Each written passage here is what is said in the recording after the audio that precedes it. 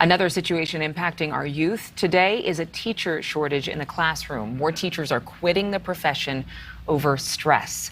The National Education Association saying that 55% of educators consider leaving the profession earlier than planned. Issues like school shootings, politics interfering in lesson plans, response to the COVID-19 pandemic, and low pay are all reasons for why educators are leaving, leading to staffing shortages at many school districts. Joining us this morning is Eila, let me just make sure I was sent this, I apologize, Eila West. I'm saying your name right, Eila West, Yes. A second grade teacher at a Chicago area elementary school. I always like to make sure I say people's names right.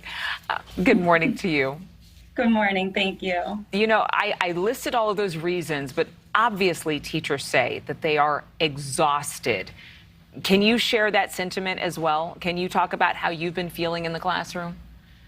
Yeah, absolutely. I think following the pandemic, we've been doing everything we can to support our students and catch them up, not just academically, but also socially and emotionally.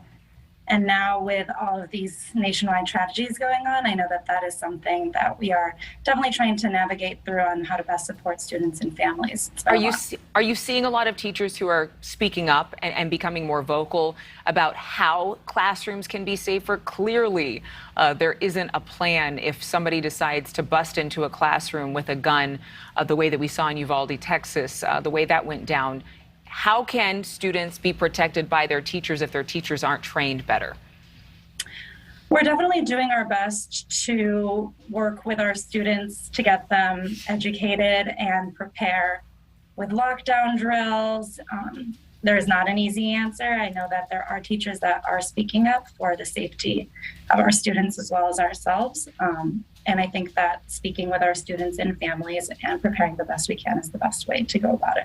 But I think a lot of teachers, and you would have to confirm this, are feeling that there's so much pressure on them versus perhaps the government or perhaps families.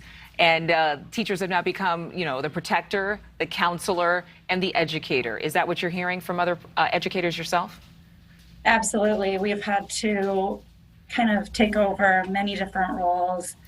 And yeah, it's definitely been a stressful time. And I think that there is a lot that needs to be done.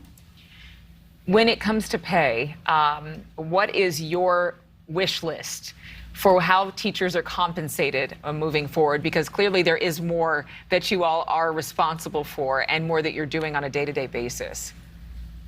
Yeah, I think it's pretty clear that teachers are underpaid, and it would definitely help if we were to get more support and more pay overall. I know that there are many staff members that have been leaving the field to do different related fields like nannying. And so to keep teachers in the building and to keep teachers continuing to teach, I think that pay is something that needs to be heavily considered. I have to ask one positive question because clearly we all love our teachers. I still keep in touch with my second grade teacher going way back more than, gosh, I don't even want to think about the math right now, many, many decades. What did you step into this profession for? Why are you a teacher and why is that so important to you? It's definitely the kids. As hard as things have been, I don't see myself doing anything else. It's my passion, and anything I can do, that's something that I've always wanted to do, to be a teacher. And so it's definitely for the kids. That's number one for me. Yeah, well, certainly there are very few places in this country where we can impact young people as much as we can in schools, especially primary education. Thank you, Eila, for joining us, and thank you for being a teacher. We salute you for that.